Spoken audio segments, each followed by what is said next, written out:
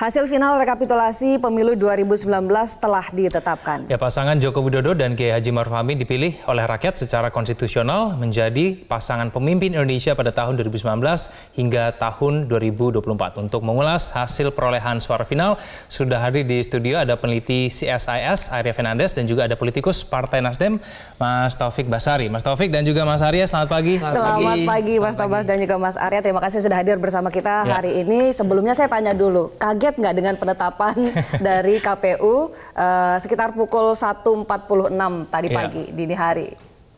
Ya, karena kami dari Partai Nasdem memantau proses rekapitulasi hari per hari, jadi sebenarnya tidak terkejut karena memang dari KPU sendiri prosesnya berjalan lancar, tidak terlalu ada banyak masalah, sehingga kita juga sudah bisa menduga bahwa ada kemungkinan selesainya lebih cepat dari yang diperkirakan. Jadi ini memang tergantung dari proses bagaimana jalannya pleno. Kalau jalannya pleno berlarut-larut, terlalu banyak yang protes dan sebagainya, terlalu banyak masalah, itu akan lama. Artinya kalau betul-betul memantau bukan satu hal yang baru begitu diumumkan dini hari gitu ya? Sangat biasa, sangat normal dan sangat wajar. Jadi biasa-biasa saja. Hasilnya nggak kaget juga? Hasilnya sangat tidak kaget. Kenapa? Karena memang sebenarnya sebelum ditetapkan secara final oleh KPU ini kan kita sebenarnya sudah bisa menghitung sendiri dari hasil rekap berjenjang yang ada.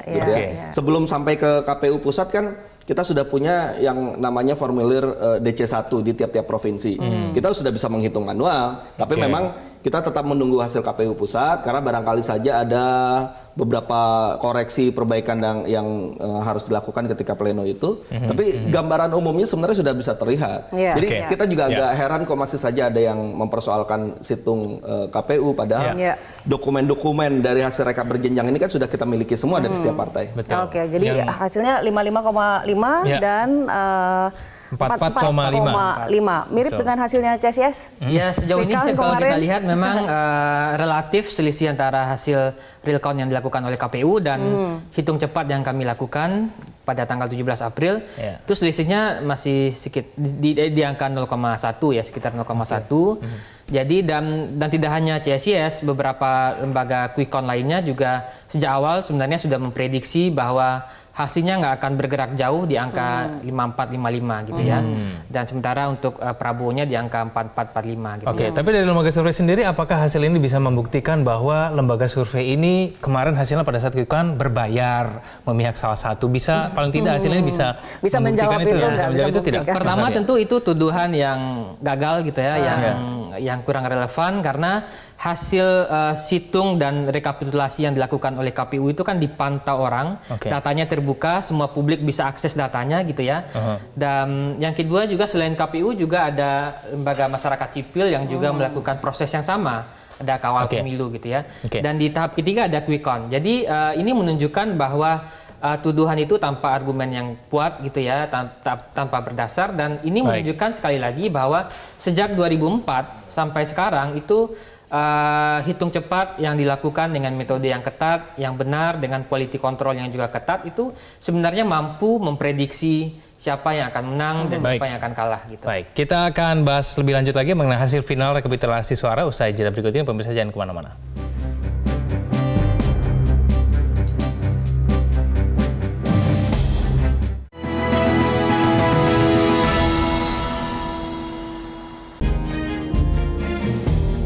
Anda kembali menyaksikan live event Presiden Pilihan Kita, rekapitulasi hasil pemilu 2019. Bersama kami sudah hadir narasumber Arya Fernandes dari CSIS dan juga Taufik Basari, politikus dari Nasdem. Ini berikutnya kita masih akan mencermati angka-angka yang sudah ditetapkan oleh KPU berdasarkan hasil rekapitulasi nasional yang dilaksanakan secara berjenjang begitu kan, dan juga manual. Angka-angkanya tidak jauh banyak berbeda sebetulnya kan dari prediksi awal bahwa ada 21 provinsi yang dimenangkan oleh Jokowi dan 13 oleh Prabowo Sandi begitu. Apa yang baru, apa yang mengejutkan begitu? Yang kami lihat sebenarnya yang ada 2 provinsi sebenarnya yang menjadi sumbangan utama dari kemenangan ini, dan tingkat partisipasinya juga mengalami kenaikan di sana. Dan tapi kalau kita lihat secara umum agregat nasional kan tingkat partisipasi kita naik ke angka 81,9 gitu ya. Dibandingkan sebelumnya di presiden yang angka partisipasinya sekitar 70% gitu ya.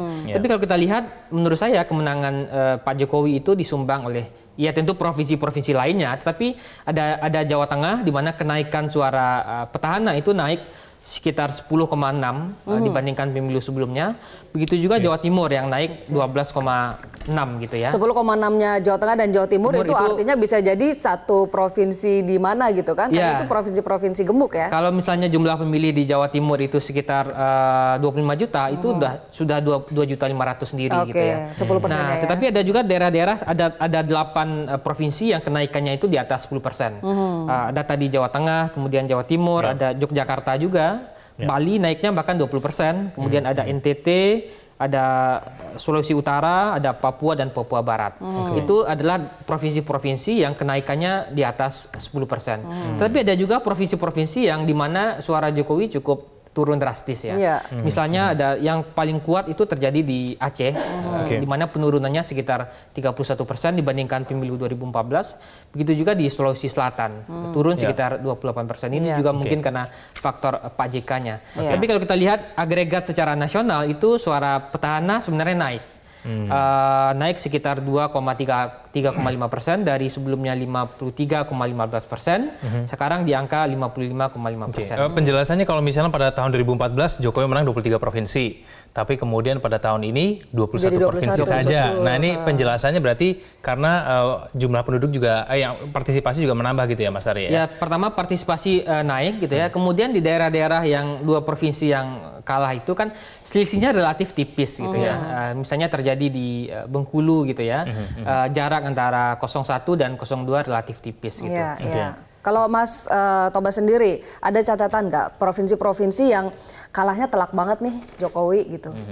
Ya ada beberapa provinsi-provinsi yang cukup jauh ya selisihnya antara Pak Jokowi dengan Pak Prabowo.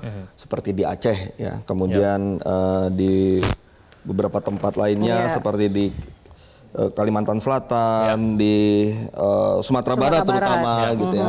Nah itu ya menjadi catatan sendiri. Tapi ya menurut saya masih wajar lah ketika ada satu provinsi yang Pak Jokowi mendapatkan raihan suara yang sangat banyak, di provinsi lain tidak banyak, yaitu biasa dalam demokrasi. Jadi sepanjang kemudian kita tetap bisa melihat dan menerima hasil demokrasi ini dengan baik, bisa melihat perbedaan pilihan politik itu sebagai satu bagian dari keberagaman yang kita miliki, menurut saya tidak ada masalah. Apakah perhatian Pak Jokowi ke provinsi-provinsi yang kalah itu kurang? Tidak juga sebenarnya ya. Beberapa kali Pak Jokowi datang ke Aceh, datang ke Sumatera Barat, pembangunan juga sangat berlangsung dengan baik di kedua provinsi itu. Tapi ya memang ada beberapa faktor yang bisa kita analisis ya penyebab kekalahan Pak Jokowi di provinsi-provinsi tertentu ya. Seperti misalnya bendungan isu-isu yang mungkin tidak bisa teratasi di beberapa daerah. Kemudian ada sentimen-sentimen tertentu yang kemudian bisa mengarahkan para pemilih. Nah itu bisa menjadi faktor-faktor yang membuat pilihan pemilih ini punya preferensi kepada calon tertentu. CSS barangkali ada survei atau penelitian yang bisa menjawab mengapa begitu bisa kalah di sejumlah provinsi tertentu. Kalau dilihat kan Sumatera semuanya hampir menang Prabowo ya. Ya kita tengah melakukan riset soal itu dan sejauh ini ada beberapa hipotesa yang kita atau asumsi yang kita bisa bangun untuk menjelaskan kenapa di beberapa provinsi Jokowi mengalami kekalahan yang cukup tinggi gitu ya. Asumsi yang pertama tadi sudah sampaikan oleh Mas Tobas adalah mungkin soal identitas gitu ya. Meskipun kita juga belum tahu apakah identitas itu bisa menjadi penjelas utama yang bisa menjelaskan faktor kekalahan itu. Yang kedua juga mungkin faktor ekonomi gitu ya. Kita mungkin akan melakukan recheck terhadap bagaimana data-data ekonomi di sana.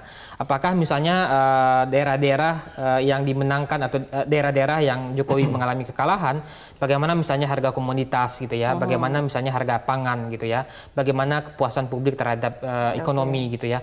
Kalau misalnya ternyata di sana mana ternyata harga komoditas menurun, evaluasi terhadap ekonomi, kepuasan terhadap ekonomi rendah gitu ya. Mungkin ekonomi bisa salah satu faktor penyumbang utama kekalahan itu. Memang masih ada sejumlah catatan ya. Tapi namun kita masih cek gitu ya. Ya, KPU sudah menetapkan hasil rekapitulasi suara secara nasional dan sudah ada pemenangnya gitu, presiden pilihan kita. Nah, sekarang kira-kira bagaimana respon publik nih, Mas Tobas? Kan ini kira-kira bakal isu yang berkembang banyak sekali di media sosial, apalagi yang mudah sekali diterima oleh publik begitu. Kalau Mas Tobas sendiri, kira-kira akan seperti apa nih hari ini dan juga besok nih?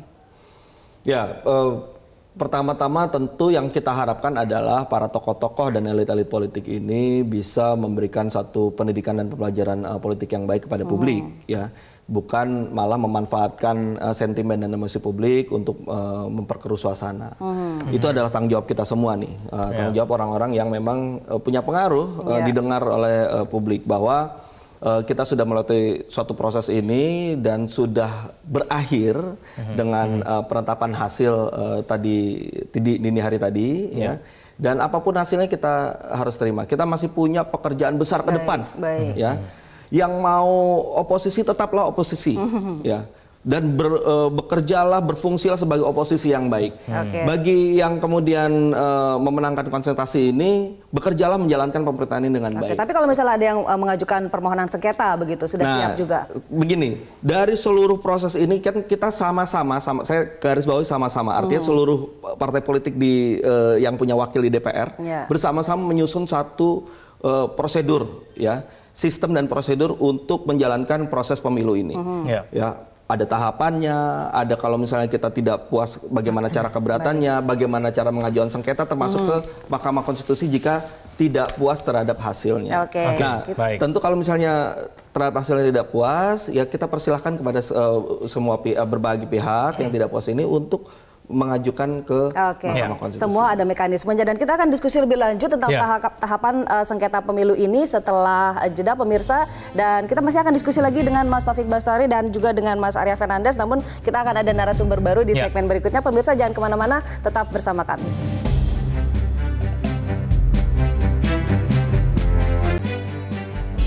Pemirsa, Badan Pemenangan Nasional BPN Prabowo Sandi menolak menandatangani hasil penetapan final perolehan suara pemilu 2019.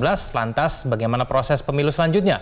Sudah bergabung sama kami ada pakar hukum pidana Asep Iwan Irawan dan juga ada Direktur Perludem Titi Anggrani. Kang Asep dan juga Mbak Titi, selamat siang. Selamat siang. Selamat siang Mbak Titi. Tadi kita dengar tuh ada SOT ya, bahwa menolak menandatangani karena solider begitu sesama partai koalisi. Bisa nggak jadi alasan menolak menandatangani begitu karena soliditas? Kalau kita baca kerangka hukum pemilu kita, regulasi yang ada, tidak ada pakem soal alasan untuk menolak itu harus seperti apa. Tetapi presiden selama ini kebanyakan menolak itu disertai alasan-alasan ketidaksepakatan ataupun perbedaan pandangan soal hasil yang ditetapkan. Tetapi kan kalau semalam pernyataannya karena solidaritas atau soliditas di antara partai koalisi. Nah, ini bisa dipandang sebagai berbeda di mata publik, karena kan proses pemilu itu proses ketatanegaraan, sarana penyaluran kedaulatan rakyat, sehingga mestinya segala proses yang berlangsung di dalamnya adalah proses-proses yang terukur. Nanti kalau pandangannya hanya sekedar soliditas atau kemudian tepo seliro gitu ya, ini menjadi pertanyaan, ini kita berpemilunya serius nggak sih gitu.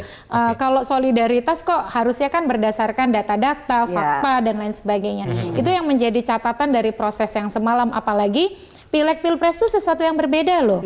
Pilpres sendiri, Pileg sendiri gitu. Nah, ini kan tidak tanda tangan Pileg karena solidaritas untuk yang Pilpres agak kurang berhubung gitu prosesnya. Baik, Kang Asep, kalau dengan sikap BPN yang menolak untuk menandatangani, apakah ini berarti menggagalkan ataupun menggugurkan hasil rekapitulasi suara? Enggak, ini kan proses-proses yang dilalui. Ketika KPU udah menutup penetapan perhitungan suara baik untuk Pileg maupun Pilpres. Nah, yang jadi menarik apa? Tadi katakan Mbak Titi, kan ditolak.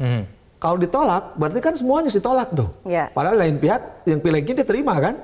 Padahal beritanya satu kan semua kan.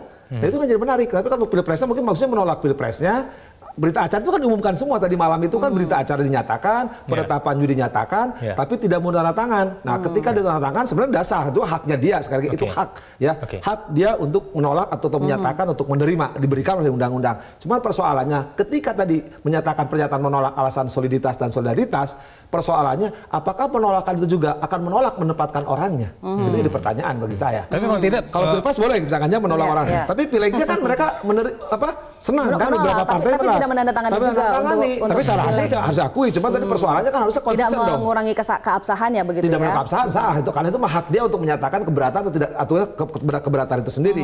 Tapi persoalan bagi saya ketika dia menyatakan menolak menandatangani atau malah ada kata-kata satu partai mengatakan belum menandatangani ketika partainya duduk di DPR atau di DPRD ya.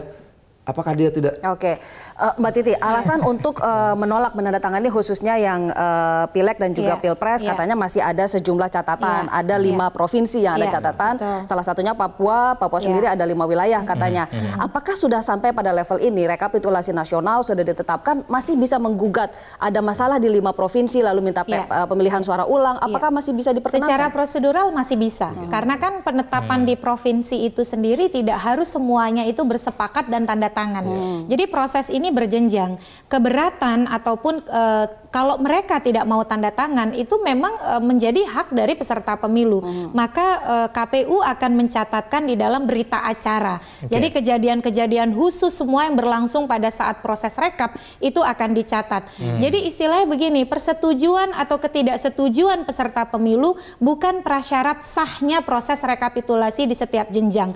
Bisa saja ketika mereka di provinsi mereka menyatakan menolak atau tidak mau menandatangani berita acara, tidak apa-apa. Proses itu akan berlanjut ke atasnya. Dan itu juga tidak menghalangi keabsahan calon-calon mereka yang terpilih. Karena misalnya konsekuensi logis dari penolakan adalah biasanya mereka menempuh upaya hukum untuk memperjuangkan hal-hal yang mereka yakini itu benar melalui proses perselisihan hasil di Mahkamah Konstitusi. Baik, kita break dulu, kita akan lanjutkan diskusi kita di segmen selanjutnya mengenai proses hukum seperti apa, kemudian pilihan-pilihan yang bisa dilakukan pada saat ini. Kami akan segera kembali saja.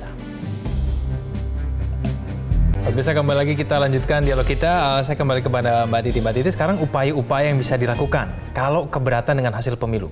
Iya, kalau terkait dengan hasil semata itu satu-satunya cara ke Mahkamah Konstitusi. Jadi karena kita ini kan sebenarnya ada 2 pemilu ya, legislatif, presiden. Kalau legislatif 3 kali 24 jam setelah penetapan hasil semalam, argonya jam. Itu paling lambat mereka bisa pergi ke Mahkamah Konstitusi. Berarti dimulai sejak jam 1.46 waktu Indonesia bagian barat ya? Untuk pemilu legislatif. Sementara untuk pemilu presiden, argonya berbeda hari. Yaitu paling lambat 3 hari setelah hari ini Selasa kan? Karena hitungannya walaupun jam 1 kan sudah hari Selasa. Berarti 3 hari setelah hari Selasa, Rabu, Kamis, Jumat. Jumat itu tanggal 24 Mei. Jadi limit untuk mengajukan sengketa hasil atau perselisihan hasil pemilu Pilpres ke Mahkamah Konstitusi adalah pukul 24.00 tanggal 24 Mei hari Jumat 2019. Nah itu batas waktunya. Tapi kalau mereka ingin menempuh upaya hukum lain misal, dalam proses penetapan rekap semalam ada pelanggaran administrasi, ada prosedur, mekanisme, tata cara dalam penetapan hasil yang tidak sesuai dengan aturan main yang ada, mereka bisa pergi ke Bawaslu. Nanti Bawaslu yang akan menyidangkan dan menyelesaikan perkaranya. Atau kalau mereka melihat kan banyak nih tuduhan-tuduhan, KPU berusaha begini begitu, Bawaslu begini begitu, mereka bisa melaporkan dugaan pelanggaran kode etik penyelenggara pemilu ke DKPP. Sesungguhnya sistem hukum kita sudah begitu luar biasa memfasilitasi peserta pemilu untuk mengambil upaya hukum. Nah, kalau sudah tersedia tidak mau diambil kan mestinya legowo ya. Jangan kemudian upaya hukumnya tidak diambil tapi provokasinya jalan terus. Nah, ini yang berbahaya gitu. Nah, Kang Asep, kalau misalnya mengajukan gugatan begitu, seperti yang kemarin-kemarin yang sudah dilakukan gitu, ada gugatan terstruktur, sistematis dan juga masif, tapi bukti yang digunakan adalah link berita begitu, tidak ada video dan kurang dari 50 wilayah. Kalau memang seperti itu gayanya begitu, apakah kita bisa optimistis bahwa mereka akan maju dengan bukti yang kuat? Ya, persidangan itu adalah pembuktian. Pembuktian itu dengan alat bukti. Ya, alat bukti tadi misalkan surat, saksi. Tapi kalau misalkan hasil copy link dan sebagainya itu bukan alat bukti. Percuma juga mendalilkan misalkan suara saya 1000, tapi dukungnya misalkan dari media link tadi. Yang percuma, misalnya 1000 dari saya 1 dibandingkan. Di mata hukum itu tidak punya kekuatan. Alat bukti itu limitatif, alat bukti yang sah, surat, saksi dan seterusnya di MK itu ada. Kalau tidak menggunakan itu, ya nggak bisa. Dibuka juga dokumentasi elektronik, tapi dokumentasi elektronik apa? Misalkan bukan daripada media sosial, tapi misalkan dia alat elektronik yang dibenarkan secara hukum, itu yang mungkin. Tapi kalau semua media sosial dianggap itu media elektronik, kemudian dokumentasi elektronik, yang akan bisa hakim itu selalu menjatuhkan, hakim manapun baik MK maupun MA jajarannya, pembuktian misalkan ini asasnya gede, aktori inkubit probesial. Siapa yang mendalilkan dia harus membuktikan. Suara saya 1000, buktikan dong 1000. Kenapa tertulis 500? Kan nanti kan disandingkan. Yang dipunya KPU, pernah KPU menghitung 700, ini kenapa 1000, ini kenapa 500, itu dibuktikan. Dengan apa? Kan formulir C1 yang paling gampang yang dipegang oleh semua. Atau rekap-rekap dari mulai kan kecamatan, kabupaten, provinsi itu kan punya. Apalagi tingkat nasional. Kalau tingkat nasional kan paling gampang karena jumlah yang sudah jadi, yang istilahnya sudah disahkan tingkat kecamatan, kabupaten, provinsi. Jadi kalau tingkat nasional sebenarnya paling gampang. Jadi kalau untuk mau merubah hasil, Kang Asep dia harus membuktikan selisih suaranya itu tadi antara 01 02. Gini, semua nasional misalkan, kenapa saya harusnya 1000? Ya, terus dia bukan 1000 tapi 1200. Kan gampang. Ya dari tingkat bawah itu kan ada semua pegang datanya. Tidak hanya para peserta, saksi, perlu demun pegang, para pengawas seperti itu masih punya semua. Jadi KPK tinggal mendengar MK tinggal mendengarkan mana yang ini buktinya. Kalau punya bukti silakan begitu. Hukum, undang-undang segala sesuatu, payung hukum menjamin itu begitu. Tapi ketika kalau mengajukan tidak harus siap dengan bukti. Kalau asal mengajukan misalkan hanya bayang tema memperamaikan atau cari panggung ya bisa aja. Cuma nanti kan seperti kejadian 5 tahun yang lalu, misal kontainer buktinya nggak ada gitu kan. Jangan isinya ya begitu. Kang Asep, kalau misalnya buktinya kurang begitu, tapi kemudian mengerahkan massa untuk kemudian melakukan demonstrasi, ini melanggar hukum atau enggak? Gini, di pengadilan tuh data bukan massa. Ya kalau massa itu, kalau itu pengajian di gereja gitu itu boleh itu. Itu kan biar jemaahnya banyak gitu. Jadi kita khotib atau sebagai imam, sebagai pendeta mungkin enak ngomongnya. Tapi kalau di majelis itu bedanya majelis hakim ya sama majelis di luar gitu kan, majelis pengajian, majelis gereja. Di pengadilan itu majelisnya majelis data, bukan majelis massa. Kalau di luar majelis massa. Baik.